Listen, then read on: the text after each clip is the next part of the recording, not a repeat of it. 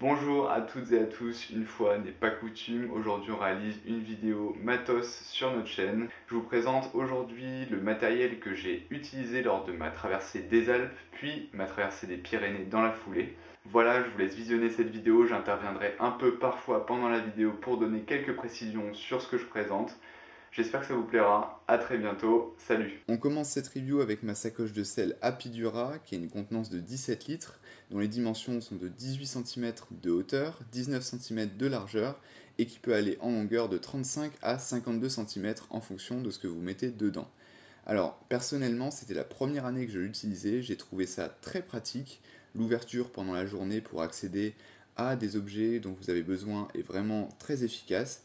Le seul petit bémol, c'est que si vous mettez des choses qui sont un peu lourdes au bord de la sacoche, donc pour pouvoir y accéder dans la journée, typiquement pour moi mon drone, la sacoche va avoir tendance à détendre un peu le système de fixation que vous devrez remettre de temps en temps en place afin que la sacoche ne se balance pas trop, notamment en danseuse. On enchaîne avec le matériel que je porte la journée, donc bien sûr mon maillot, mon cuissard, mes lunettes, des chaussettes, mes gants, et le matériel en cas de pluie ou de froid, le kawaii qui m'a bien servi notamment dans les Pyrénées, un tour de cou ainsi que des gants un peu plus chauds. Viennent ensuite le casque, les chaussures, les deux gourdes et le matériel de réparation, donc tout d'abord deux chambres à air, une petite pompe que je fixe sur mon cadre, deux démonte-pneus, un multi-outil ainsi qu'un kit de rustine qui peut être très efficace pour réparer une chambre à air endommagée. Alors bien sûr, je vous conseille d'avoir toujours deux chambres à air avec vous en cas de crevaison multiple, puisque pendant la journée, vous n'allez pas utiliser le kit de rustine pour réparer votre chambre à air. C'est un peu compliqué, il vaut mieux le faire à tête reposée le soir quand vous êtes arrivé dans votre gîte ou votre hébergement.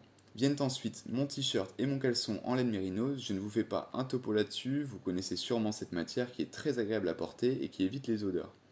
Un short, des tongs, un antivol qui est plus là pour dissuader que pour protéger le vélo, une paire de lunettes, un sac poubelle, un élastique pour faire des exercices d'étirement un peu variés le soir, ainsi que des chaussettes de récupération dont je vous parle un peu plus longuement maintenant. C'est quelque chose qui n'est pas indispensable, certes, pour de longues expéditions. Personnellement, je l'utilise pas mal parce que j'ai l'impression que ça me fait bien récupérer le soir et que je repars sur de bonnes bases le lendemain. Donc c'est une longue chaussette qui recouvre entièrement votre mollet et qui va jusqu'au genou. C'est pas très sexy. En fait, vous allez la choisir en fonction de la taille de votre mollet. Il en existe plusieurs tailles chez Decathlon. Ça vaut 15 € et honnêtement, j'ai vu une différence dans ma récupération après l'effort. On continue avec le sac à viande qui est en fait un simple drap de soie qui fait office de sac de couchage. C'est un premier prix chez Decathlon, il pèse 110 grammes et il va vous permettre de faire des économies en termes de drap dans les gîtes et les hébergements que vous allez réserver.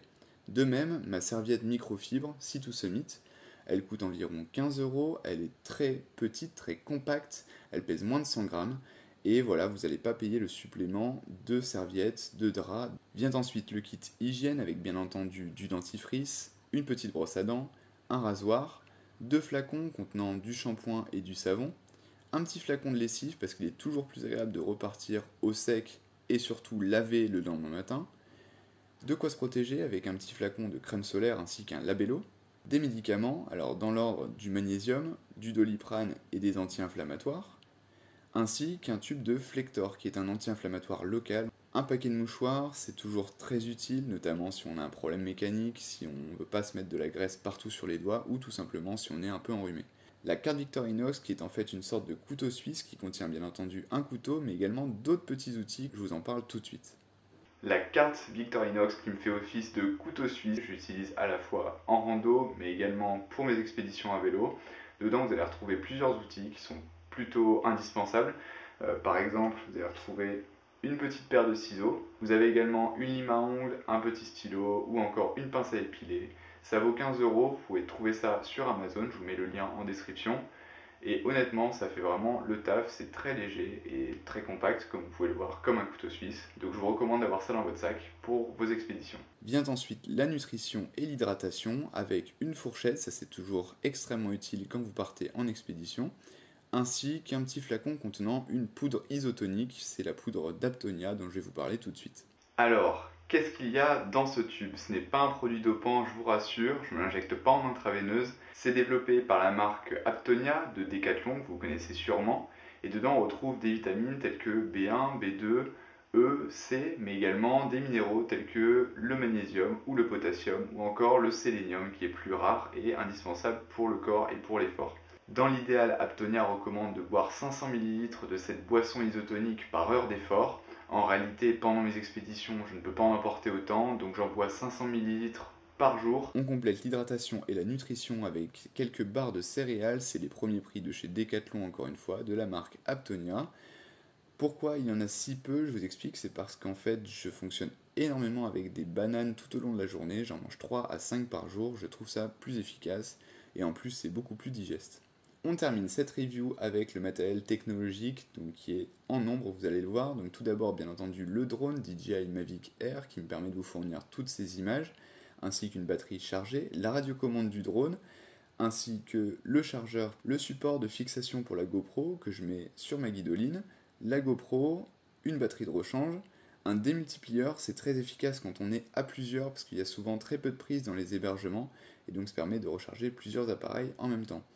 Un support de fixation GoPro au cas où le premier casse, ça nous est arrivé sur la route des Grandes Alpes et malheureusement on n'a pas bien pu filmer les 2 derniers jours.